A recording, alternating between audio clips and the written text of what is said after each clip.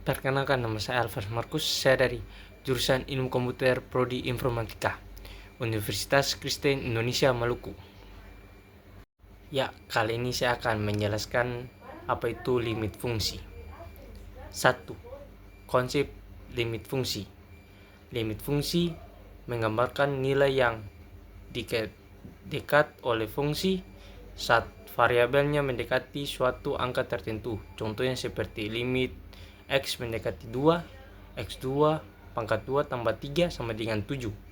Artinya ketika X semakin mendekat 2, maka nilai fungsi X 2 tambah 3 mendekati angka 7. Konsep limit membantu kita memahami perilaku fungsi. Bahkan ketika fungsi itu tidak terdefinisi tepat di titik tersebut. 2. Teori limit.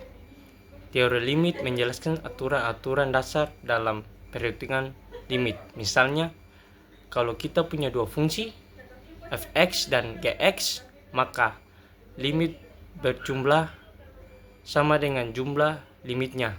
Limit selisih sama dengan selisih limitnya. Limit perkalian sama dengan hasil dari limitnya. Limit pembagian dari hasil bagi limitnya, asalkan penyebutnya tidak nol. Sifat-sifat limit. Beberapa sifat penting dari limit. Pertama, limit dari suatu konstan.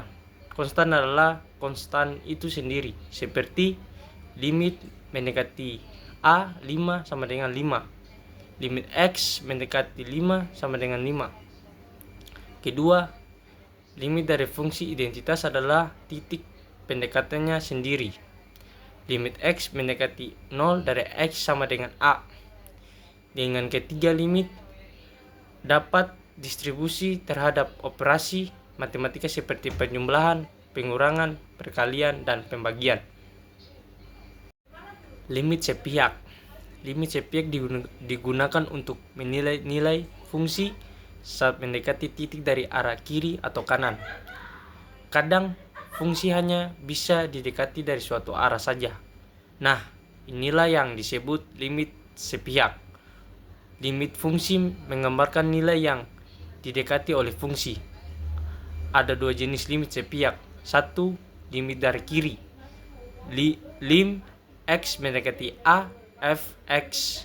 Limit dari kanan, lim Fx mendekati A. Limit X mendekati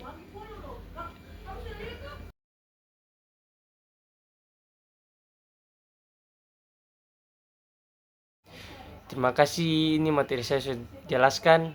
Referensinya saya taruh sini.